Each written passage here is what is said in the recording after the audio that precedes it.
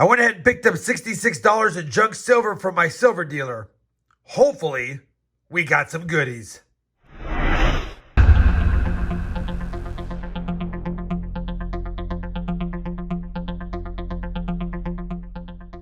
Hey everyone, it's RobFindsTreasure. Welcome back to my channel. As you guys know, I sometimes indulge in a little bit of junk silver, and I do enjoy sharing with you what I get when I do purchase it. And in front of me, I have two bags. My silver dealer knows that I like a lot of the older stuff. I pay up a little bit more on this stuff, so I've got $8.30 in better junk silver, if you will, better as in the date of the coins are older. And then I have $57.70 and a little bit more modern stuff. This is going to be Rosy Dimes, Merc Dimes, Washington quarters, things like that.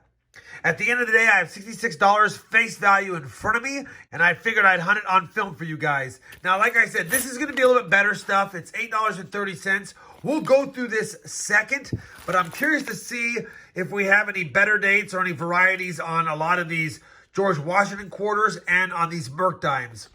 Boy, was I pleasantly surprised. I think what I'll do first is dump out the more modern junk silver and then sort it by denomination and type, and we'll see if we have any extra goodies in there or if we just have some silver for the stack.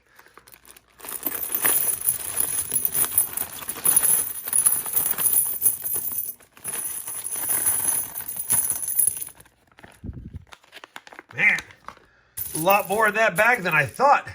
I mean, I know it's $57.70 face, but quite a bit of silver for such a small bag. It's a pretty nice 64. All right, let me go ahead and sort this, see what we got. We'll have it sorted by Rosy Dimes and Merc Dimes, and then Washington quarters. And if we have any oddballs in there, I'll make sure I bring you in as well. Well, so far, I've only finished sorting the quarters, and I'll tell you, I can't believe the sheer amount of older quarters that were in this bag. Normally, when I buy junk silver quarters, they're always 60s and 50s with a handful of older stuff. Look at all the 30s. Look at all the 40s. Not many 50s or 60s. A handful of nicer 50s and 60s. And then take a look at this. A 1965. Come on. What is that doing in there?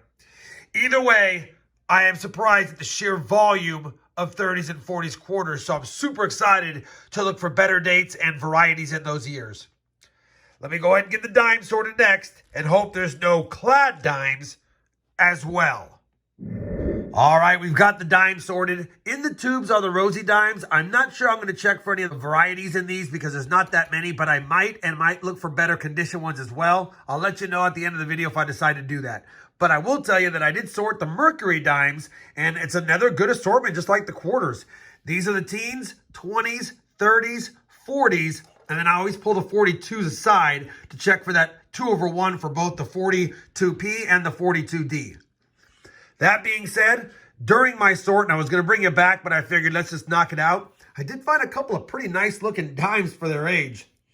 Here is a 1916, not a Denver, not a San Francisco, but that's actually a really nice Mercury dime for 106 years old. Definitely pulled that aside. And then another really nice find as far as its condition. Here's a really nice 1919 Denver. So no full bands on these, of course, but still better conditioned dimes. And I'm happy to have them. I'll have to check them against the album. Now let me go through the dimes, sort each decade by year, and see if we have any better dates, better condition ones, in addition to the two early ones that I've already checked. So I'm going to break the Mercury Dime sort up into two sections, basically the teens and 20s. We'll do the 30s and 40s in a minute, but I wanted to let you know that it looks like potentially this might have come out of a collection book or an album because there are a lot of different dates and mints here. We've got the 16P, the 17P, and a couple of S's, the 18D, 19P and D, 20P, D, and S, no 21s. We got the 23P, we got the 24P, D, and S, the 25P and S, the 26P, and the 26D is a slightly better date as well. And it's not in that bad a shape, so we'll definitely take it. No 26S, which would have been nice. We got 27P, D, and S, and in the 27s, the D and S are slightly better dates and mints as well. We got the 28P and D, and the 28D is a slightly better one. And then the 29P and the 29S, no Denver, but can't get mad at that. Definitely a good assortment. Really nothing that great a condition. There's a nice, like I said, 16P, 19D. We got the 26D, and even this 24D is decent. And it's a slightly better date as well, but not that great as far as condition. At the end of the day, that's a pretty good assortment of the teens and 20s, and I'll be happy to add that to the stack. Let me go ahead and get those cleaned up, and then we'll go ahead and move on to the 30s and 40s next, and I'll check for those 42 over 41 over dates in case we get lucky enough to score one of those. Decided to just sort the 30s instead of including the 40s, just to keep it simple for myself. Again, another good assortment. We got a 30P, but we did not get a 30S, no 31s. We did get a 34P and D, the only two minting 34 dimes. We got 35 PD and S, 36 P and S, no 36D. We got all 37s, all 38s, and all 39s. Let me go ahead and get those sorted now, see if any upgrade the book, and then put the best examples into a roll I have of the best examples from every date and mint so far for the teens and 20s. Well, we've got the 40s sorted, and we had every year in mint from 40 to 45. I did double check the 42Ps and the 42Ds. Unfortunately, I still haven't found a 42P 2/1 or a 42D 2/1. The quest continues for that. We did, though, score ourselves a nice 1945S Micro S. Now, the Micro S was a mint mark that was a lot smaller than it was supposed to be. I will show you a Micro S next to a regular S. And you can see the difference in size is pretty dramatic. It's more flattened and a lot more compact, a lot smaller compared to the normal mint mark. There's not a lot of value in the 45 Micro S unless it's in that XF grade or higher. And this is probably in a low VF, maybe only a fine as well. So technically no additional value, but always fun finding one of those. I will include that in the roll because it is a variety and it is a spot that can take in an album. Let me go ahead and pick through the best of these years and mints and add them to this roll, and then we'll get a wrap up to see how many different years and mints I actually had from the Mercury Dimes. I didn't mention it yet, but also in this bag was a beat up 1906 Philadelphia minted Barber dime, which I will include in this older stuff when I sort it. Let's go ahead and get this done, and I'll give you a wrap up in just a second. All right, we have got it all sorted. I'll be putting those back into my collection. We did end up with 58 different years and mints, plus 2 others, which is that really nice 1916 Philadelphia, probably in a low VF, like I said, and then a 1945S Micro S. Now, if you look at the Mercury Dime collection, there are a total of 80 Mercury Dimes, including the 3 major varieties, the 42P 2/1, the 42D 2/1, and the 45S Micro S. So out of the 80 possible dimes that you would get for the Mercury Dime years, we've got 60 of the 80. I'll probably offer this up on Friday's stream. Just wanted to make sure you guys saw it in advance. And again, I went ahead and chose the best of the best from this hunt, and that's not too bad. Obviously, with that many different dimes from years and mints, we know it probably came from someone's collection, and now it'll go to someone else's. All right, dimes are done. Like I said, we're going to hold off on the Roosevelt dimes for this video so it's not too long. Let's move on to the quarters next, because I'm super excited about how many 30s and 40s quarters we have, and fingers crossed we have some better dates or maybe a variety or two. So I went ahead and sorted the 50s and the 60s and checked for any varieties. We didn't have any varieties. These are the nicest of the 50s and 60s, which I'll probably roll up. We also have a pretty nice 1965 clad, although I paid silver for it, so that's kind of a bummer. We also found a 1950 PD&S set, which I thought was odd. Of course, there is no S over D or D over S there. And a little bit better date, 55P. I was hoping it was a Denver, but it wasn't. That'd be a better date, even more so. But we're just going to put those in the rolls and hold on to them for the streams. But these I'll put in my separate rolls because they are nicer. And I will end up checking this 65 against my album. And for those wondering, it's not the DDO. I already double checked it. Now that we've done that and got rid of the 50s and 60s quarters, it's time to move on to the 30s and 40s next. And we'll start with the 40s. After I sort them, I'll be right back. All right, once again, another good assortment of early 40s Washington quarters. We didn't get any 49s. We didn't get a 48S. We didn't get a 47D or S. And we didn't get a 46P or S as well. But all the years and mints back from 1945, including a tough date 1940D. Now, obviously, the condition is less than desirable, but it's still a better date. We got two 40S's, which is a better date as well, and that makes me happy. Moving right along, we did get a 42S, slightly better date, and we got a handful of 43S's. All of these quarters are in well-circulated condition, so none of them are going to fetch a lot more extra value, but some of the lower mints might get a few bucks above because they're slightly better. That being said, now that I've done that, I need to go ahead and double check my 1942Ds for any double dies and my 43P and S's for any double dies. If I have any, I'll bring it back. Otherwise, let's move on to the 30s. Well, the 30s didn't disappoint. I think I'm only missing 3 quarters from the 30s. We have a 32P, which is common, but no 32 DRS, which is the much better key dates. We got both 34s, 34P and D. For 35, we got the 35P, but no 35D. It's not even a better date. It's a slightly better date, I guess. And then the 35S. We also got all of the 36s, 36P, D, and S. And the 36D is very low mint, as well as the 36S. So we'll definitely take that. For 1937, again, we got them all, 37P, D, and S. And the 37S is an extremely low mint. Good to see that I got 2 of those. And then we got 2 of the 37Ds as well, which is a better date. For the 38, there's only a Philadelphia and a San Francisco, and we got them both. And they're both tougher dates as well. And then for 39, we got the 39P, D, and S, all 3 of those. And the Denver and the San Francisco mint are also lower mints. So quite a few lower mints, and I said it before on the dimes, it seems like we got some stuff right out of an album. And again, I know that these Washington quarters are not in great shape, but some of them are harder to find, even in junk silver purchases. So to get that many of the tougher dates, I'll take it. I started a collection here from 1945 and back. We'll go ahead and add the 30s to it after I compare them to my album. I still need to double check the 37Ps for the DDO as well as the 34Ps for that DDO as well, which I will do prior to sleeving them up. But I'm curious to see how many quarters we'll be missing. And I think only 3 from 1932 to 1945S. Not too shabby. Let me go ahead and double check them for varieties, pick out the best ones of the lot, and sleeve them up and come back with a final thought on the quarters. All right, we wrapped up the Washington quarters, and I was pleased with that hunt overall.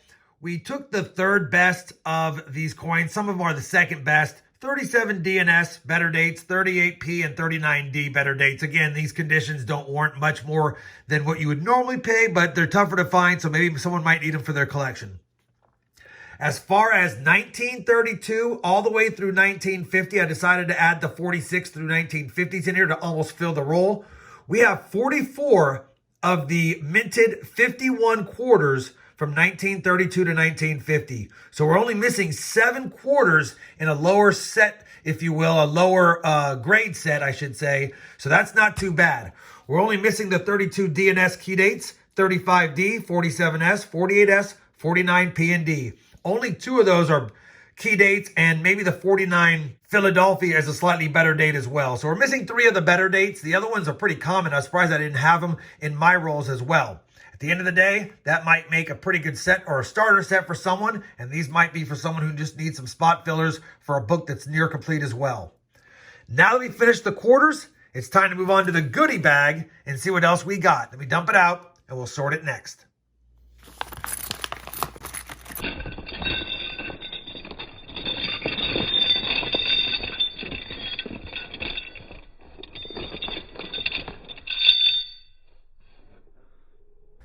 Kind of an anticlimactic dump out, but there's not much in there. The bag had $8.30, and I added that Barber dime for $8.40 face value. Let's go through it. I'll sort it, and I'll bring you back with what I find in the small goodie bag. Well, I was sorting the half dollars, Barber quarters, SLQ quarters. I haven't looked at the dates really. I just put them in design type and take a look at what I see here. We have a capped bust dime, 1821 capped bust dime. It's in pretty rough shape, but I will take that. Holy cow. And that looks like it's going to be the large letters or large numbers variety, I think. Not the small letters or small numbers, whatever they refer to that. I will take that. Was not expecting that. That's going to be the find of the bag, I'm pretty certain. But we do have some other seated Liberty and Barber. Oh, we have half dime too. And the half dime, since I have you here, 1858 half dime. That's another cool find. All right, let me finish the sort, and then we'll see if we have any better dates or other things to talk about. So I went ahead and did all the Barber stuff first. We'll start with the Barber dimes. Just a bunch of common dates and mints here, and none of them are in great shape, so nothing fancy schmancy there. The only two I pulled aside was a better date, 1896, which we assume is Philadelphia because I can't see a mint mark, and it looks like it has no mint mark. It's in terrible shape, but it is slightly a better date. And then we also found a decent 1906 slightly better date, but there's some damage, like it was dug up. You can see like there's a shovel mark or a plow mark across it. So the condition is not very good as well because of that. Otherwise, it would have been a pretty nice Barber dime. That's the only two better dates, but again, condition is everything, and there's no condition for those. As far as the Barber half dollar, we only had one, a 1908p, very common, although it's in decent shape. And then we had 4 Barber quarters. 3 of them were common, but we actually had a much better date, 1905p. It seems like I always get one of these 1905ps here and there in my junk silver purchases, so I don't think this will upgrade, but I will check it. But either way, it's a better date Barber quarter, and I'm happy to have found it. Let me go ahead and put away all the Barber stuff, and we'll move on to the SLQs next. The SLQs were a quick sort, but we have a couple of dandies. First and foremost, the nicest one is going to be this 1929D. Not a better date or mint, but the condition of the coin is pretty nice, so I figured I'd pull it aside. We did get 2 28Ps, 2 27Ps, a couple of 26Ps. 1925 only had Philadelphia. We had 2 of those, and 2 dateless, no mint mark, type 2 SLQs. No value there. The find of the SLQs is going to be both of these 1927 Denvers. And I'm going to zoom in on them so you can see. But we have a 1927 Denver here. Barely can make out the date, but you can see the mint no problem. And then this one's in worse shape, but it's also definitely a 1927 Denver as well. I mean, this one is probably at best G4, so it's only about a $10 coin. And this one might be slightly better, but not by much. Maybe it's a VG, and in a VG, it might be a $15 to $20 quarter. Either way, it's nice getting a couple of better dates. Would have been sweet to get the 27S, but I'll take what I can get. Not too bad in the SLQs. We'll sleeve those up. We will compare that one and see if my 27D is upgraded by either of these, although I doubt it. And after we do that, move on to the other goodies last. Well, here are the final 5 coins I'm going to cover. I already talked about the 1821 capped bust dime. It's pretty rough, like I said, but that's a nice addition to the collection. I don't know if I have that one. I'll double check. We did get a half dime, 1858. I did check it. It's not the repunched high date or the over inverted date. It's just the common 1858 half dime, but still cool to find. We got a pretty nice 1887 Philadelphia dime, seated Liberty dime, I should say. Pretty good details, a little bit of corrosion and a little bit of damage, unfortunately. And then really unfortunately, a really nice 1840 seated Liberty dime. Great details, but there is definitely a major scratch right here in the field below the flag. Man, that's a bummer. And then I spent 10 minutes trying to figure out this coin. It's definitely an 1850 something. I'll put it under the scope, see if you guys can help me out with it. But man, it's tough to see. We got a 1-8, and I believe that's the top of the 5 right there. And I can't tell what this last digit is. No clue for sure, but we know there's no arrows at the date, and we know it's an 1850 something. So either way, we'll take it, add it to the collection. You know what? I'll take all of this. I can't believe we got this in that bag. And even though I paid up for it, we didn't pay up for it this much. And I'll take that. And again, even though these are nice, they both have damage, unfortunately. Otherwise, they might be good album users. But we'll have to see if we have them as duplicates. At the end of the day, I had another fun junk silver purchase and hunt. Hopefully you guys had fun. I know it's a long video. It was a lot of stuff to go through, and I wanted to cover as much as I could. We added a near complete Merc Dime set, a near complete early quarter set, some extra key dates, and some extra goodies that were better dates. Can't get mad at that. If you enjoyed this junk silver purchase and hunt, I'd appreciate that thumbs up. And as always, everyone, happy hunting, happy stacking, and thanks for watching.